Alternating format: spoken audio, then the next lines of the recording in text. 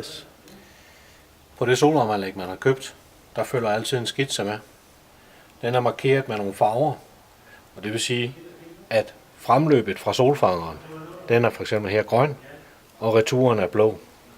Herinde på sit anlæg, der er der en grøn strips på. Det er frem fra solfanger.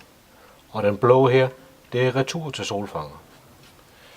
Over på den anden side, der har vi en sort. Det er frem fra sin kedelag. Og blå-hvid er retur. Så når man monterer anlægget, så er det meget vigtigt at lave de tilslutninger her, så det følger papirerne. Solfangerkredsen er bygget op, så vi kører med en 6-bar sikkerhedsventil. Og den kan man montere et eller andet sted på sin solfangerrør. Og der er det vigtigt, når man bestiller sin flexrør, at vide, hvor langt der er fra bunden af beholderen og op til toppen af solfangeren. Deraf kommer længden af flexrørene.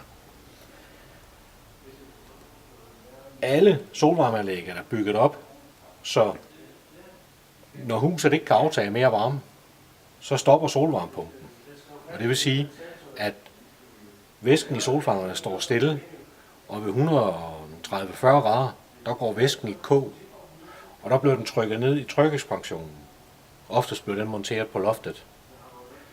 Og der står anlægget stille, og der er damp op i fangerne. Og det er ikke noget, der sker noget ved. Det er konstrueret til, at det kan holde til det. Når temperaturen om eftermiddagen falder i solfangerne igen, så går dampen tilbage på vandform, og det vil sige, at trykekspansionen, den skubber automatisk vand op i fangerne igen, og så kører anlægget videre.